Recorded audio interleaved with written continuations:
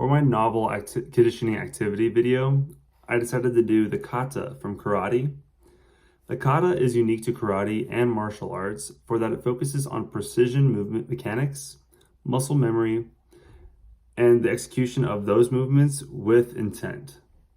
This is because the kata wants you to generate power from your hips and your core instead of using your upper or lower extremities to generate power. And this is going to allow you to be stronger and use more intent and force instead of being lackluster and sloppy in your movements. The kata is very important to karate because it allows one to feel the fighting spirit and to move with full force in the power without having to hurt your partner, because the kata is normally done by yourself or in duos side by side. The kata is similar to other martial arts that use the kata because every martial art has their own kind of kata. And the martial arts that also have their own kata besides karate is judo, kempo, aikido, and kendo. These martial arts katas also focus on the precision mechanics, muscle memory of the movements, and execution of those movements with intent, making them very similar. Okay. Kihon. Geran barai. Good. Take. When looking at the expert here, you can see he has precision mechanics.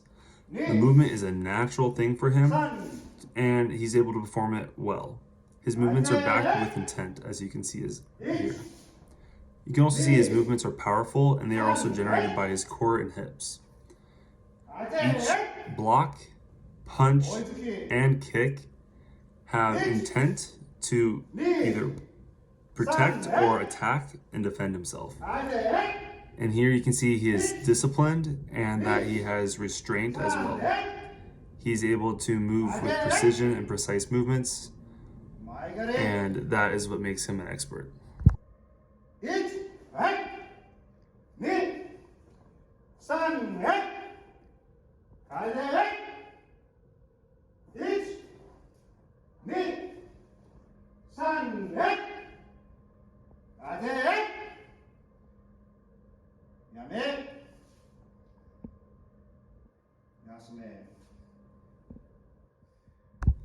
With the novice, you can see out of the gates, his posture is lacking, and that's going to translate to not activating his core and hips for the movements, but rather he's going to be using his extremities to generate power. You can also observe that the movements are forced and semi-sloppy. When you get to the punches, you can see how his fist does not rotate fully as he extends his arm. And you also see that his kicks do not get high enough or extend enough to generate force. Like an arrow. Again, this is because he's generating power from his extremities, not his core and hips. This will lead to poor movement and poor posture.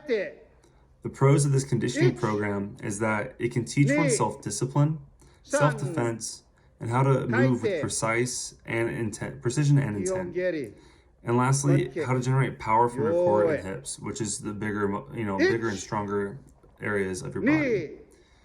Cons of this program will be the steep learning curve to produce precise movements, understand Japanese, and how to obtain the discipline to hone and perfect these skills. When I say yame, come up to the back foot. Yame!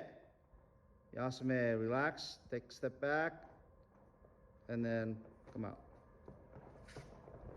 This was my novel conditioning activity video, and I highly recommend to take any class that is taught by the expert that did this video with me. His name is Alvin. He teaches the self-defense Bronco Fit and the karate Bronco Fit. He is a great person, great resource, and great tool, and he would love more people out there. I know in years past, the karate Bronco Fit has not been able to that class hasn't been able to be done because not enough people enrolled. This is one of the first times in 2 years that he's been able to teach it again. And I just wanted to give him a shout out for helping me out with this, since I have him for self-defense and not karate. Again, Alvin's a great tool and resource, and I hope you guys enjoyed this video. You all have a good rest of your semester.